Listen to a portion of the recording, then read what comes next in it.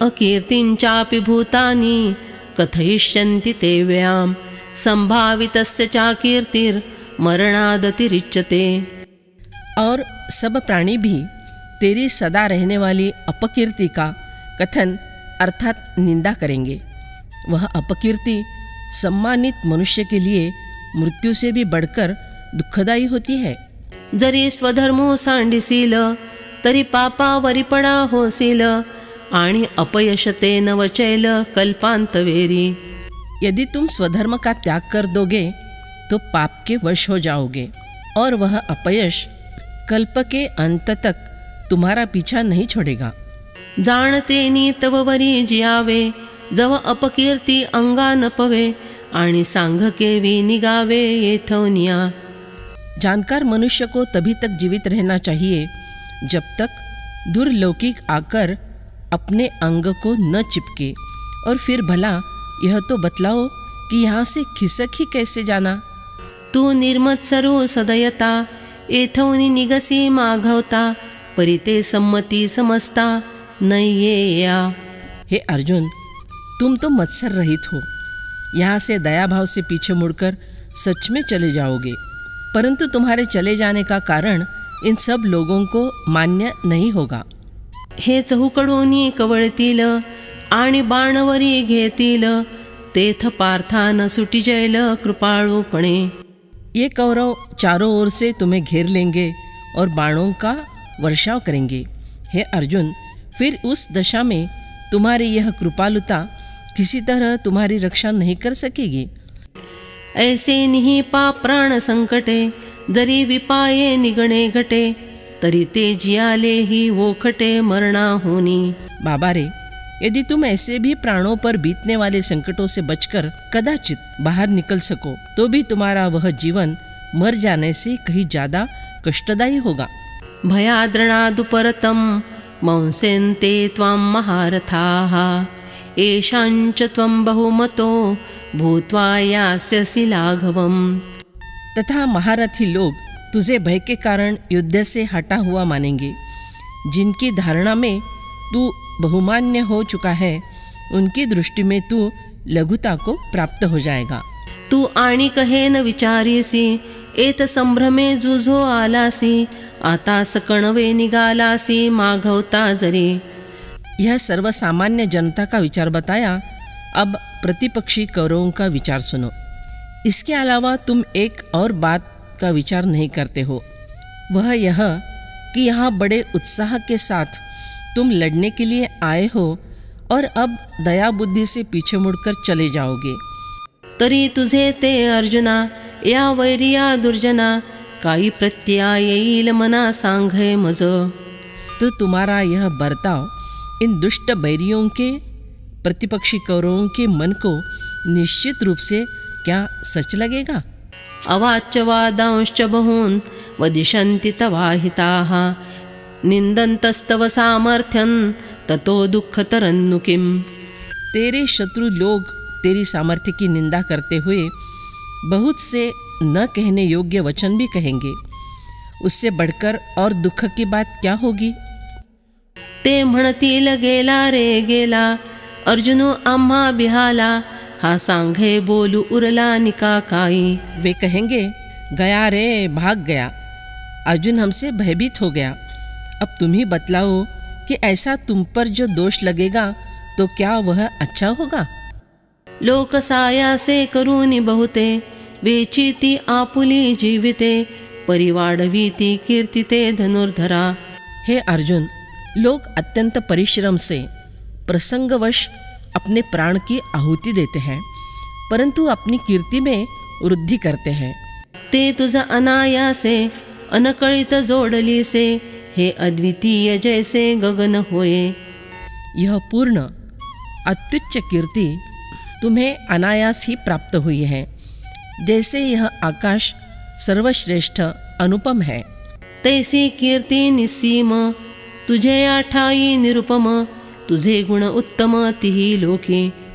वैसे ही तुम्हारी कीर्ति भी असीम और अनुपम है, तुम्हारे गुण तीनों लोकों में सर्वश्रेष्ठ है। दिगंतीचे भूपती भाट हो उनी वाखाणीती जे ऐकता दचकती कृतांतादिक।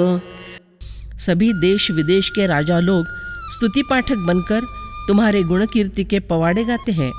जिस कीर्तिगान को सुनकर, जिसका नाम सुनकर सभी डरते हैं, वे यम आदि थोर पुरुष भी चौकन्ने हो जाते हैं। ऐसी महिमा घनवट, गंगा जैसी अति चौखट, जिया देखी जगे सुभट, वाट झाले। इस प्रकार तुम्हारी महिमा गाढ़ी अर्थात सर्वव्यापी है, गंगा प्रवाह की भांति निर्मल है, जिस कीर्ति को देखकर संसार के नामांकित योद्धा भी स्तिमित हुए हैं। ते पौरुष तुझे अद्भुत, ऐकवनिया हे समस्त, जाले आती विरक्त जीवितेसी। तुम्हारा वह अभूतपूर्व पराक्रम सुनकर ये सब वीर लोग अपने जीवित के साथ साथ सभी विषयों में अत्यंत अनासक्त बने हुए हैं। जैसा सिंहाची हाका, युगांत होये की मदमुखा, तैसा कौरवाया अशेखा धाकु तुझा। जिस प्रकार सिंह की दहाड़ सुनकर मतवाले हाथी को लगता है कि क्या अभी प्रलय काल आया है, उसी प्रकार इन सभी उन्मत्त कौरवों पर तुम्हारा दबदबा बना हुआ है। जैसे पर्वत वज्राते, नाना सर्प गरुडाते, तैसे अर्जुना हे तू ते मानिती सदा। हे अर्जुन, जिस प्रकार पर्वत वज्र को अथवा सर्प गरुड़ को अपना प्राणहारक काल मानते हैं, ठीक वैसे ही ये कौरव भी तुम्हें सदा अपना काल ही मानते हैं।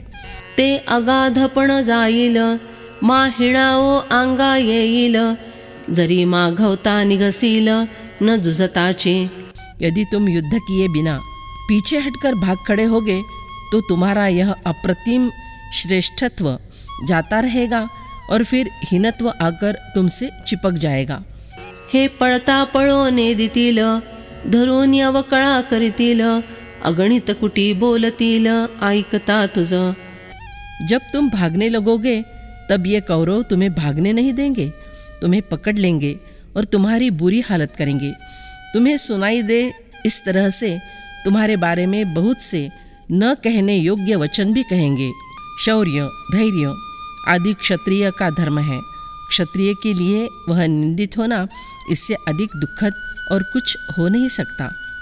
मग तिये वेळी हिये फुटावे, आता लाठेपणे का न जुझावे, हे जिंतले तरी भोगावे पृथ्वी तळ। फिर उस समय तुम्हारा हृदय ही विदीर्ण हो जाएगा। ऐसा न हो जाए इसलिए अभी कमाल के पराक्रम के साथ क्यों न लड़ो। यदि इन कौरवों पर तुमने जीत हासिल कर ली तो फिर तुम पृथ्वी का सार्वभौम राज्य भोगना। हतो वा प्राप्स्यसि स्वर्गं, जित्वा वा भोक्ष्यसे महीम्, तस्मादुत्तिष्ठ कौन्तेय, युद्धाय कृतनिश्चयः। अगर युद्ध में तू मारा जाएगा तो तुझे स्वर्ग की प्राप्ति होगी। अगर युद्ध में तू जीत जाएगा तो पृथ्वी का राज्य भोगेगा। अतः हे कुंती नंदन, तू युद्ध के लिए निश्चय करके खड़ा हो जा। स्वर्ग की निंदा अध्याय 2 श्लोक 43-44, अध्याय 9 श्लोक 20-21 इन श्लोकों में की है। तो भी यह स्वर्ग सकाम कर्म से मिला हुआ नहीं है, बल्कि धर्म कार्य में निरपेक्ष बलिदान से मिलता है। उस अवस्था में ब्रह्म विद्याधिकार होने से मुक्ति की वह एक सीढ़ी हो सकती है, ऐसे गीताई चिंतनिका में कहा है। ना तरी पार्थारणी येथ, जुजता वेचले जीवित, तरी स्वर्ग सुख अनकळित पावसील। नहीं तो यदि यहाँ इस धर्मक्षेत्र कुरुक्षेत्र में रण में लड़ते लड़ते अपने प्राण भी गंवा दोगे तो भी तुम्हें निश्चिंतता से स्वर्ग सुख भोगने को मिलेगा। म्हणोनी आता ये गोठी, विचारू न करे किरीटी, धनुष्य घेऊनी गाउठी जुझे वेगा। इसलिए हे अर्जुन, अब तुम इन बातों का विचार मत करो। अरे धनुष उठाकर तैयार हो जाओ और अतिशीघ्र युद्ध का आरंभ कर दो। देखे स्वधर्मो हा आचरिता, दोष नाशैल असता, तुझ भ्रांती हे कवणी चित्ता पातकाची। देखो, इस स्वधर्म का पालन करने से पूर्वकृत पाप भी नष्ट हो जाते हैं। फिर भला यह पातकी की कुकल्पना तुम्हारे मन में आई ही कैसे? सांगे प्लवे चिकाई बुडीजे, की मार्गे जाता अडखळीजे, तरी विपाये चालो नेणिजे, तरी तेही घडे। तुम्ही बतलाओ कि क्या नौका का सहारा लेने वाला कभी नौका से ही डूब सकता है, अथवा क्या ठीक सीधे मार्ग पर चलते समय कोई लड़खड़ाएगा? किंतु जो कदाचित भली भांति चलना नहीं जानता हो, वह प्रशस्त मार्ग पर चलकर भी लड़खड़ाएगा।